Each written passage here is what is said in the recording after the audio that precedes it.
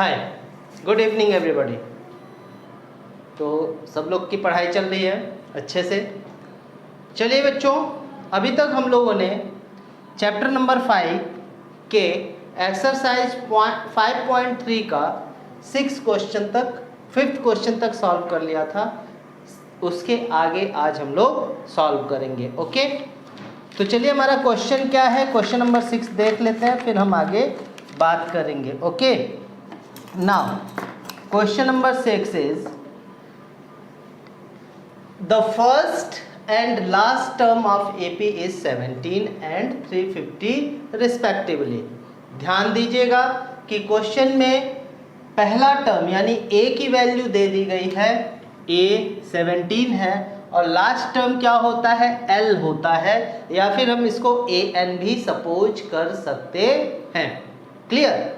चलिए, तो यहाँ पर जो है हमको n की वैल्यू पहले फाइंड करने कितने, तो अब यहाँ पे एक चीज और दे दिया, if the common difference is 9 then how many terms are there and what is the sum. तो कितने टर्म्स हैं और उनका सम क्या होगा, यानी उनका सम हम कैसे निकालेंगे, ये हमारा क्वेश्चन है। क्लियर।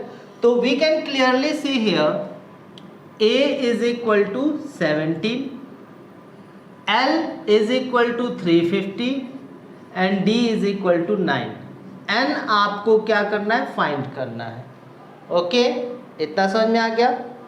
चलिए, तो हम सबसे पहले लास्ट टर्म का फार्मूला यानी हमारा क्या होता है, L is equal to A plus N minus 1 into D का फार्मूला लगाएंगे।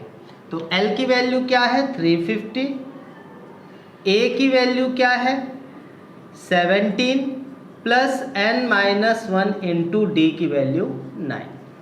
क्लियर। चलिए, इसको इधर लाएंगे तो 350 माइनस 17 और 9n माइनस 1, ये हो जाएगा 333। ओके, 9n माइनस 1 ये इधर आएगा तो 333 अपॉन 9। ओके, तो ये हो जाएगा आपका कैंसल आउट कितनी बार में, 37 बार में। तो n minus 1 is equal to 37, then n is equal to 37 plus 1 यानी 38। तो n की वैल्यू क्या मिल गई, 38 मिल गई। क्लियर।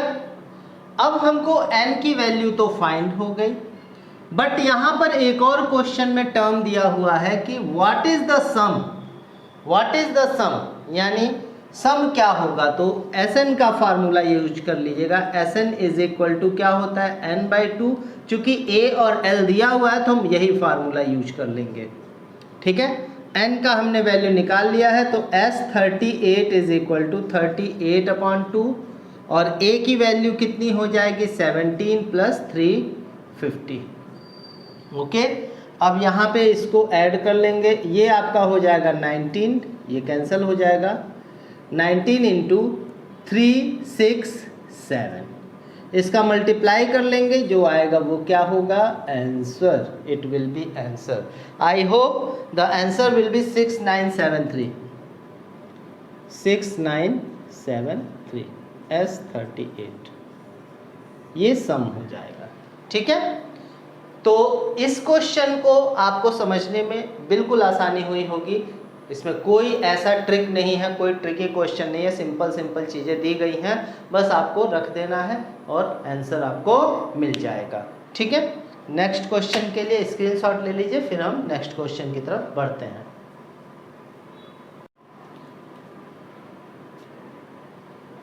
ओके, तो हमारा नेक्स्ट क्वेश्चन है कि find the sum of first 22 terms of an AP which in which D is equal to 27। D की वैल्यू कितनी है, कॉमन डिफरेंस आपको कितना दिया हुआ है 27। Okay, and 22nd term is 149, यानी 22nd टर्म का मतलब क्या हुआ कि AN यानी A22 की वैल्यू दी गई है। क्लियर। आपको क्या फाइंड आउट करना है, सम फाइंड आउट करना है। तो n आपके पास 22 है। ओके, चलिए, तो सबसे पहले हम कौन सा टर्म रखेंगे, कौन सा नंबर ऑफ टर्म्स हमको निकालना पड़ेगा। तो नंबर ऑफ टर्म्स तो अपने को पता ही है, ठीक है। हमको a की वैल्यू फाइंड करनी होगी, यानी हमारा फार्मूला क्या होता है, बाय फार्मूला आपका क्या होता है, a n is equal to a plus n minus 1 into D, where a n is equal to यानी a22 is equal to given है आपका 149, तो यहाँ पे हम सीधे 149 लिख लेते हैं। a की वैल्यू मिसिंग है तो a को एज इट इज लिख लीजिए, n की वैल्यू 22 माइनस 1 कर लीजिए, और d कितना है आपके पास 27 है। ओके, d की वैल्यू कितनी है 27 है, सॉरी 27 नहीं है, d की वैल्यू केवल 7 है, हमने मिस्टेक से लिखा है यहाँ पे, ठीक है। ये अब हम आगे करेंगे तो हमारा क्या हो जाएगा 149a प्लस 21 इंटू 7, यानी 149 is equal to a plus 147, यानी a is equal to 149 minus 147, यानी a इज इक्वल टू 2 मिल गया। क्लियर। अब चलिए आपको सम भी निकालना होगा कि फर्स्ट 22 टर्म्स का सम निकालना है, यानी S22 की वैल्यू चाहिए, तो 22/2 और a प्लस l, तो a की वैल्यू आपके पास क्या है 2, और an और l आपस में क्या होते हैं इक्वल होते हैं, ठीक है। तो ये कितना हो जाएगा सीधे सीधे 151 और ये 11, तो 11 इंटू 151, इसका मल्टीप्लाई कर लेंगे, हमको जो मिलेगा वो क्या हो जाएगा आंसर हो जाएगा 11 1 जा 11, 11 5 जा 55 और 1 56, ठीक है। 11 1 जा 11 और 5 16, 1661। मल्टीप्लाई एक बार फिर से आप लोग क्लियर कर लीजिएगा करके कि सही है कि गलत है, मीन्स कि इसका जो मल्टीप्लाई होगा, जो प्रोडक्ट होगा वही आंसर होगा, ये आपको ध्यान रखना है, ठीक है। ये क्वेश्चन सॉल्व हो गया। अब इसको स्क्रीनशॉट ले लीजिए, फिर हम आगे बढ़ते हैं। Okay, now question number 8, find the sum of first 51 terms of an AP whose second and third term are 13 and 18 respectively. आपको 51 टर्म का सम फाइंड करना है, बट आपको गिवन क्या क्या है, सेकेंड और थर्ड टर्म दिया हुआ है। सेकेंड टर्म आपका 13 है और थर्ड टर्म 18 है। तो चलिए इसको स्टार्ट करते हैं, कैसे क्या करेंगे। तो सबसे पहले अकॉर्डिंग टू क्वेश्चन अगर देखा जाए तो आपका फर्स्ट इक्वेशन यहाँ पे बनेगा कि सेकेंड टर्म, तो सेकेंड टर्म यानी आपका हो जाएगा a2 इज इक्वल टू 13 है, तो a2 को हम क्या लिख सकते हैं a plus 2 minus 1 into D is equal to 13, यानी ये हो जाएगा आपका a plus D is equal to 13। ये इक्वेशन फर्स्ट हो गया। अब सेकेंड कंडीशन क्या दी गई है a3, then a3 is equal to for second case आपका क्या हो जाएगा a3 इज इक्वल टू 18, तो a3 को हम क्या लिख सकते हैं a plus 3 minus 1 into D is equal to 18, then a plus 2d is equal to 18। ये सेकेंड टर्म हो गया। अब क्या होगा, फर्स्ट और सेकेंड इक्वेशन को सॉल्व करेंगे, तो a plus D is equal to 13, a plus 2d is equal to 18, subtract कर देंगे, यहाँ पे सब्ट्रैक्ट लिख देंगे, तो माइनस माइनस ये cancel, minus D is equal to minus 5, तो d इज इक्वल टू 5 मिल गया। आपको a की वैल्यू मिल गई, सॉरी d की वैल्यू मिल गई। अब आपको क्या करना है, सीधे सीधे आपको Sn का फार्मूला लगाना है, क्योंकि आपको S51 की वैल्यू चाहिए। तो S51 बराबर क्या हो जाएगा, सो S51 51/2 2a। ओके, अभी एक चीज़ हम कर सकते हैं, d की वैल्यू मिल गई तो a की भी वैल्यू निकाल ही लेते हैं। तो फ्रॉम यहाँ पे क्या हो जाएगा a plus D is equal to 13 है। Now a plus d is equal to 13, then a plus 5 is equal to 13, then a is equal to 8. अब यहाँ पे a की वैल्यू रखेंगे 8 प्लस 51 माइनस 1 इंटू डी की वैल्यू 5. 51/2 16 प्लस 50 इंटू 5, यानी 51/2 into ये हो जाएगा 250 प्लस 16 कितना हो जाएगा 266, यानी 51 इंटू 133 कर देंगे, जो वो मल्टीप्लाई करेंगे वो आंसर आपको मिल जाएगा. ठीक है, ये आपका नेक्स्ट क्वेश्चन सॉल्व हो गया. इसका स्क्रीनशॉट ले लीजिए, फिर हम आगे बढ़ते हैं. Okay, so now next question is, next question is कि if the sum of first 7 term of AP is 49, clear, and that of 17 term is 289, find the sum of first n terms. Okay, अब इसको हमको कैसे solve करना है, चलिए देख लेते हैं. सबसे पहले यहाँ पे ध्यान दीजिए कि first sum of first term है, कंफ्यूज मत होना. आप an वाला फार्मूला मत लगा देना, यहाँ sn का ही फार्मूला आएगा. तो S7 इज इक्वल टू क्या दिया हुआ है 49. ओके, S7 की वैल्यू क्या होगी 7/2 2a plus 7 minus 1 6d is equal to 49. अब यहाँ से अगर हम 2 को कॉमन कर लें और 7 को उधर लेते जाए तो 7/2 इंटू 2 कॉमन कर लिया तो a प्लस 3d 49, 2 से 2 कैंसिल, ये 7 उधर जाएगा तो a plus 3d is equal to 49/7, यानी a plus 3d is equal to 7 आ गया. ये आपका एक इक्वेशन बन गया. नाउ सेकेंड केस क्या दिया हुआ है, दैट ऑफ 17 टर्म्स इज 289, तो S17 इज इक्वल टू 289 है.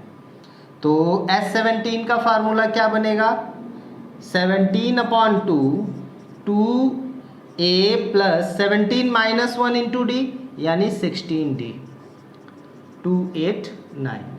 अब यहाँ पे ले लेते हैं, हमारे पास हो जाएगा 17/2, यहाँ से 2 कॉमन किया तो इंटू 2, और बचा क्या अंदर a plus 8d is equal to 289, 2 से 2 कैंसिल, क्लियर. अब आपका क्या हो जाएगा 17 उधर जाएगा तो a plus 8d is equal to 289/17, तो ये 17 बार में कैंसिल आउट हो जाएगा. Then a plus 8d is equal to 17. ये सेकंड क्वेश्चन हो गया. चलिए अब फर्स्ट और सेकंड दोनों इक्वेशंस को सॉल्व करेंगे. तो a प्लस, यहीं पे लिख लेते हैं सेकंड और a plus 3d is equal to 7. ये इक्वेशन फर्स्ट, सब्ट्रैक्ट कर दीजिए तो क्या हो जाएगा माइनस माइनस माइनस, ये cancel, 5d is equal to 10, तो d is equal to 2. d की वैल्यू मिल गई, ठीक है. और n की वैल्यू, यानी आपको first find the sum of first n terms निकालना है. तो यहाँ पर जो है ये d की वैल्यू किसी एक में रख लीजिए, इक्वेशन सेकंड में चाहे इक्वेशन फर्स्ट में. तो इक्वेशन फर्स्ट में put the value of d in equation first. तो क्या हो जाएगा a plus 3 into 2 is equal to 7, then a plus 6 is equal to 7, then a is equal to 1. अब आपको क्या करना है n टर्म का फार्मूला, यानी सम ऑफ n टर्म्स. तो क्या होता है Sn बराबर n/2 2a plus n minus 1 into D, यही होता है ना. तो Sn बराबर क्या हो जाएगा n/2 2a की वैल्यू क्या है 1 plus n minus 1 into D की वैल्यू क्या है 2. तो ये हो जाएगा Sn is equal to n/2 और 2 प्लस 2 n माइनस 2, 2 से 2 कैंसल, यानी n/2 इंटू 2n, तो 2 से 2 कैंसिल यानी n²। तो Sn की वैल्यू क्या मिलेगी? n²। यही आपका आंसर हो जाएगा। ओके, क्वेश्चन नंबर 9 इस तरीके से कंप्लीट होता है। इसको नोट कर लीजिए, फिर हम आगे बढ़ते हैं।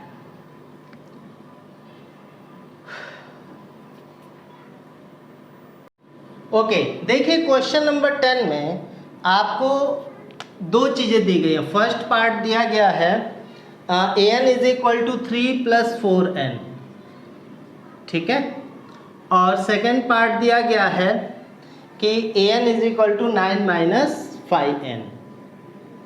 तो आपको ये शो करना है कि जो a1 a2 a3 मिलेगा क्या वो आपका AP है, AP में है कि नहीं है, बस यही शो करना है। और इसमें भी तो फर्स्ट टर्म में, फर्स्ट पार्ट में n is equal to 1 2 3 4 and so on put कर दीजिए। तो आपका क्या हो जाएगा? a1 3 + 4 इंटू 1 यानी 7, a2 3 + 4 इंटू 2 यानी 11, a3 3 + 4 into 3 15।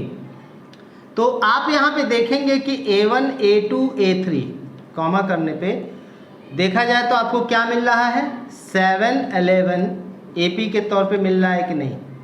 7 11 15 and so on आगे मिलता जाएगा। तो क्या ये एक AP है? 11 - 7 4, 15 - 11, यानी कॉमन डिफरेंस आपको यहाँ पे सेम मिल रहा है।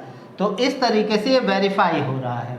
इसी तरीके से आप सेकेंड क्वेश्चन, सेकेंड पार्ट पे चलेंगे तो n की वैल्यू 1 2 3 पुट करेंगे। Put n is equal to 1 2 3, तो a1 बराबर क्या होगा? 9 - 5 यानी 4, a2 बराबर क्या हो जाएगा? 9 - 5 इंटू 2 10 यानी -1, a3 बराबर क्या होगा? 9 - 15 यानी -6, ठीक है। अब इसमें डिफरेंसेस कैसे हैं? -1 - 4 करेंगे तो -5, ठीक है, और -6 -1 करेंगे तो भी -5, यानी कॉमन डिफरेंस सेम आ रहा है। तो आपका सीक्वेंस बनेगा 4 -1 -6 एंड सो ऑन। ये भी वेरीफाई हो रहा है, यानी ये भी आपका एक अर्थमेटिक प्रोग्रेशन बन रहा है। इसको आप नोट कर लीजिए, फिर हम आगे बढ़ते हैं।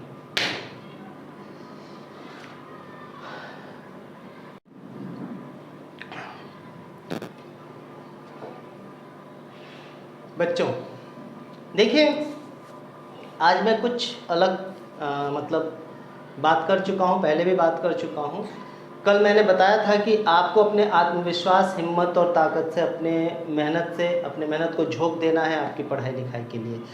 आज मैं ये कहना चाहता हूँ कि कठिनाइयाँ जो होती हैं, डिफ़िकल्टीज़ तो आनी ही हैं, ठीक है। तो डिफ़िकल्टीज़ को देख करके, यानी कठिनाइयों को देख करके आप अपने रास्ते को मत बदलना, इरादों को मत बदलना, क्योंकि आप जानते हो कि एग्ज़ाम, अगर आप क्या कहते हैं, क्लास में आपने अक्सर देखा होगा कि आपकी क्लास में जो सबसे टॉपर बच्चा होगा या टॉप मोस्ट स्टूडेंट, जो सबसे अच्छा बच्चा पढ़ने वाला होता है, उससे इजी क्वेश्चंस नहीं पूछे जाते हैं। क्लास में अगर कभी भी कोई इजी क्वेश्चन पूछा जाएगा तो वो बच्चे को नहीं खड़ा किया जाएगा। क्यों? क्योंकि उसको आता होगा।